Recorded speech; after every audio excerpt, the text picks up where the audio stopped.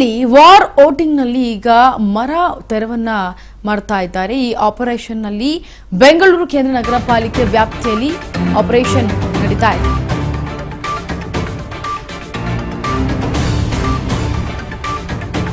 S ನಗರದಲ್ಲಿ war ಫುಟಿಂಗ್ನಲ್ಲಿ ಮರ ತೆರೆದಂತಹ operation Bengaluru ಕೇಂದ್ರ ನಗರ ಪಾಲಿಕೆ ವ್ಯಾಪ್ತಿಯಲ್ಲಿ ಆಪರೇಷನ್.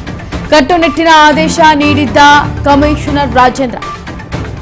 ಕಮಿಷನರ್ ಆದೇಶದ ಬೆನ್ನಲ್ಲೇ ಈಗ ಚುರುಕುಗೊಂಡಂತಹ ಕಾರ್ಯಾಚರಣೆ.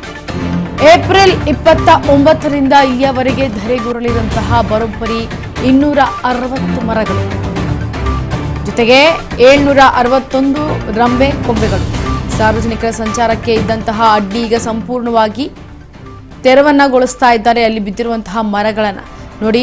ಈಗ ಏಪ್ರಿಲ್ 29ರಿಂದ ಇಲ್ಲಿವರೆಗೂ ಕೂಡ ಲೆಕ್ಕ ಹಾಕೋದಾದ್ರೆ ಧರೆಶಾಹಿ ಆಗಿರುವಂತಹ ಮರಗಳು ಅಂತಂದ್ರೆ ಅದು ಕೂಡ 260 ಮರಗಳು. ಅದ್ರ ಜೊತೆಗೆ ಬರೀ ಮರ ಇದ್ದು ರೆಂಬೆ ಕೊಂಬೆಗಳು ಬಿದ್ದಿರೋದು ಅಂತಂದ್ರೆ 761 ರೆಂಬೆ ಕೊಂಬೆಗಳು ಬಿದ್ದಿರೋದು. ಸಂಪೂರ್ಣವಾಗಿ ಇವೆಲ್ಲವನ್ನು ಕೂಡ ಕ್ಲಿಯರ್ ಮಾಡಬೇಕು. ಹಾಗೆ ಈ ಏನು ರಾಜಭವನ ರಸ್ತೆ ಇದೆ ಮತ್ತು MS ಬಿಲ್ಡಿಂಗ್ ಆವರಣ ಇದೆ, ಅವೆಲ್ಲವೂ ಸೇರಿ VIP ವಲಯಗಳಲ್ಲಿ ಮುಂಜಾಗ್ರತೆ ಕ್ರಮವನ್ನು ಕೈಗೊಳ್ಳಬೇಕು ಅಂತ ಅಧಿಕಾರಿಗಳಿಗೆ ಮುನ್ಸೂಚನೆ ಕೊಟ್ಟಿರೋದು.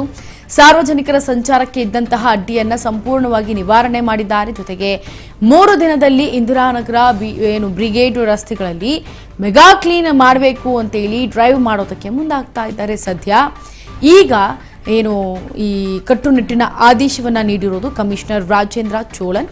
ಈಗ ಇವರ ಆದೇಶದ ಬೆನ್ನಲ್ಲೇ ಎಲ್ಲರೂ ಕೂಡ ಕೆಲಸವನ್ನ ಮಾಡ್ತಾ ಇದ್ದಾರೆ. ಮೆಗಾ ಕ್ಲೀನ್ ಮಾಡೋದಕ್ಕೆ ಡ್ರೈವ್ ಅನ್ನು ಕೂಡ ಮಾಡ್ತಾ ಇದ್ದಾರೆ ಅಲ್ಲಿನ ಸಿಬ್ಬಂದಿ ವರ್ಗದವರು.